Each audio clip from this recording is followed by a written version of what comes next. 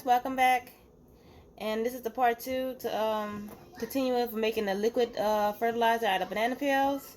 And as you can see, I had some here, and the water, wasn't that much water in to begin with, and the bananas soaked the majority of the water. So I'm gonna go ahead and use a little bit of cheesecloth to strain it into a bowl, then put it into a jar, so I can get more fertilizer out of the bananas. So this is cheesecloth. I'll put it over my bowl. I'm gonna pour this bananas into it.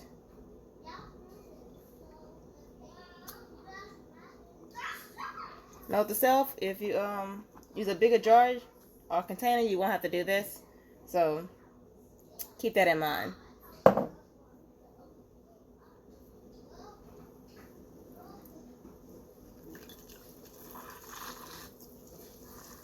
You can wear gloves while doing this, so if you don't want to touch it. When I opened the jars, it kind of skidded out a little bit, like it's fermenting, but there was no smell. I didn't see any mold or fungi or anything like that, so I think it's good to use.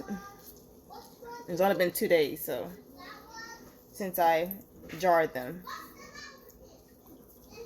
Okay. Yeah. And this is how it looks after I squeezed it. Okay. I'm going to put it into this jar here and get a funnel.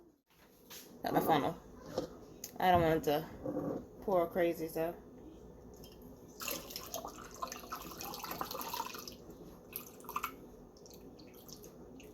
Two mason jars of the banana peels soaked for 2 days, and now it's ready to use into your garden. Wherever you want to put it in, from your tomatoes to your seedlings, anything like that. So, alright, now I have my liquid banana fertilizer. I'm going to pour it in my tomato plant, the one that's always producing fruit for me.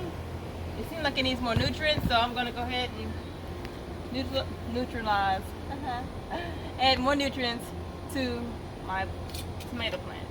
And this is my heat tolerant Creole tomato. Probably set it back and throw it away.